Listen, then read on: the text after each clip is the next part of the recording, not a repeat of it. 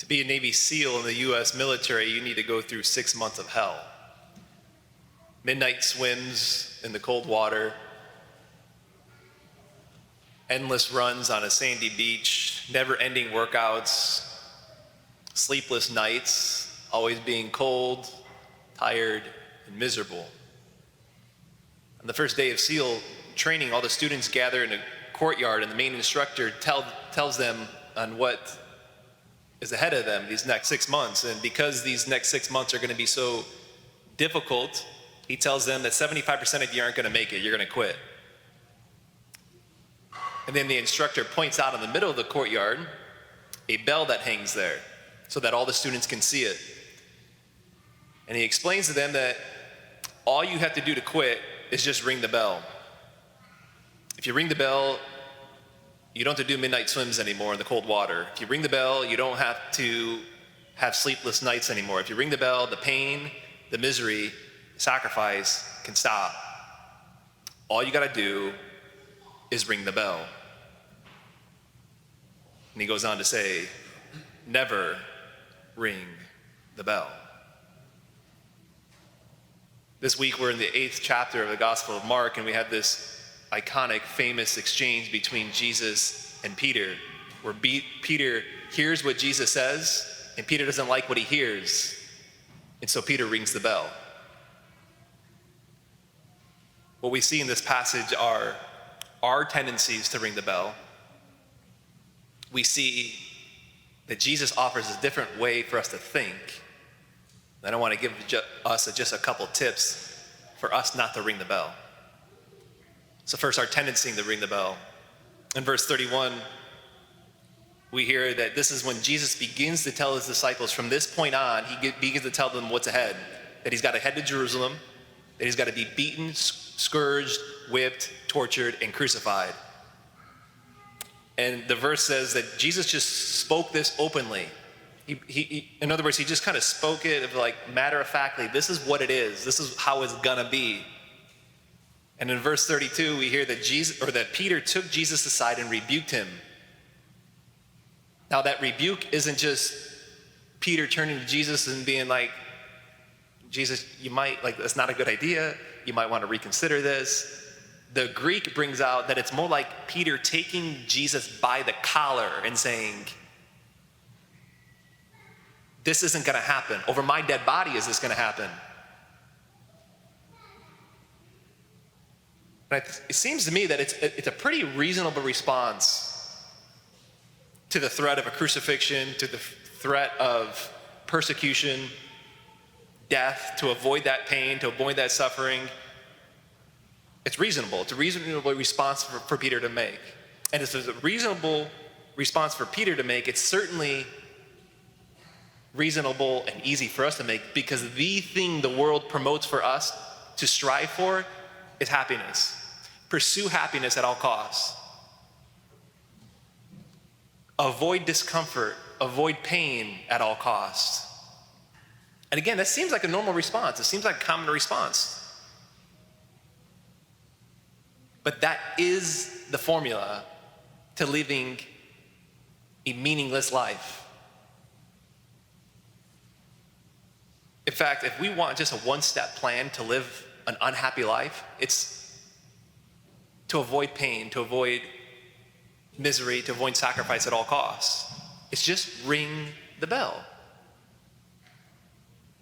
Jesus offers a different way to think. In verse 34, he says, deny yourself and pick up your cross. He says, embrace sacrifice.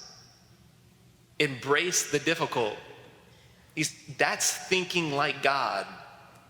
God thinks sacrifice. Throughout salvation history, throughout the Bible, sacrifice has always been part of the human condition is sacrifice. And so after Peter rebukes Satan, what did Jesus do? Jesus calls Peter Satan. Right? Matthew's gospel points out the fact this is when Peter just declared Jesus as Christ. And Jesus appoints Peter as the first pope. And now he calls Peter Satan. because Peter's not thinking in terms of sacrifice.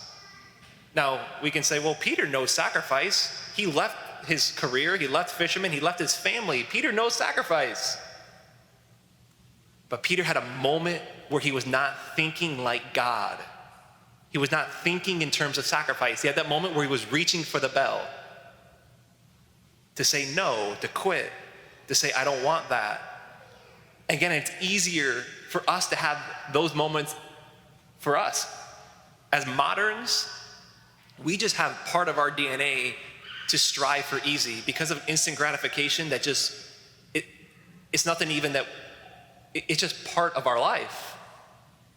Whether it's with regards to shopping and having something on our doorstep the next day or the same day. It's with regards to entertainment. It's regards to food.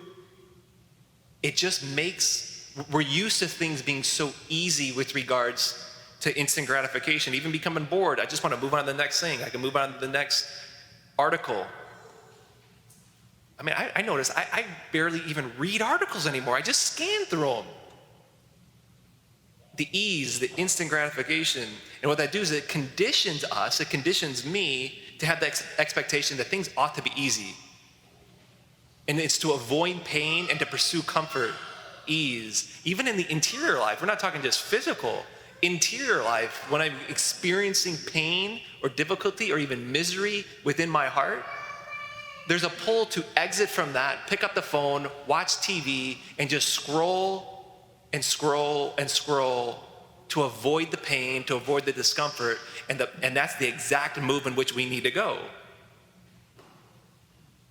But we have this conditioning of towards the ease, towards the comfort. And what that is that Jesus names, he says, that's not thinking like God, it's thinking like man. We need to habitually think in terms of sacrifice. That's what God invites us into. But we have a tendency to pursue comfort. I ring the bell as the priest when I think, man, life was so nice as an associate pastor. And thoughts over in the last 10 weeks since being here, thoughts in my head of calling the bishop and being like, what would it look like if I asked him to be an associate again? That's me pursuing comfort. It's me pursuing easy.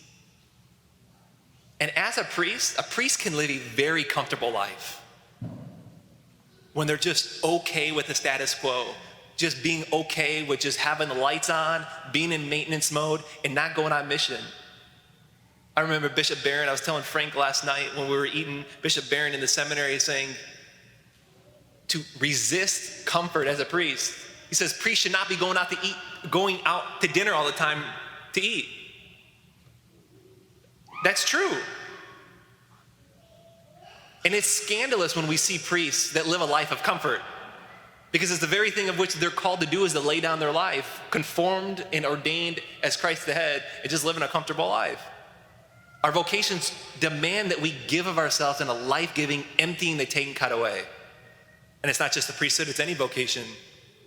If you're married, you reach for the bell and you ring the bell, you slowly begin to the spot of stopping the sacrifice.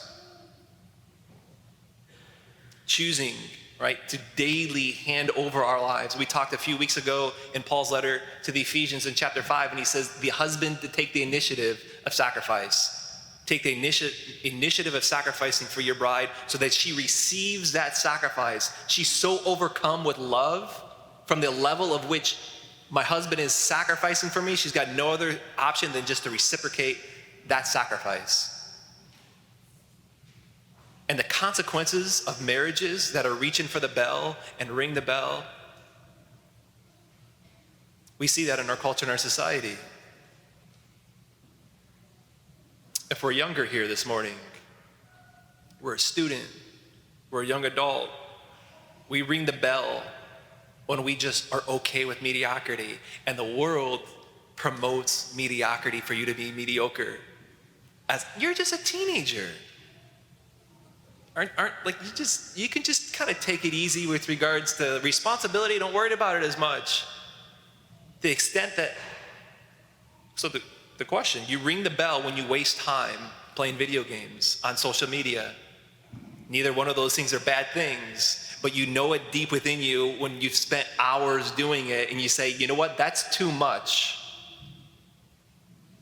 And who are we kidding? That's not just teens and young people, that's you and me too. To the extent that we have that in us and we're wasting too much time doing it, that's reaching for the bell. That's striving for comfort and ease and avoiding responsibility and sacrifice.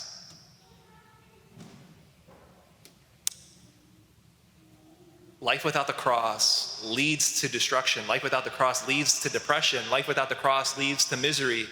Life without the cross is anti-gospel. It's sinister. It's satanic. Jesus says so today. Peter's resisting the cross. There's a momentary thought of resisting the cross, striving for easy, and Jesus calls Peter Satan because it's a roadblock to the cross. Because we were made to give of ourselves in a self-donation type of way to the other. So a couple quick things here, a couple quick tips to help us, to help you and me not ring the bell.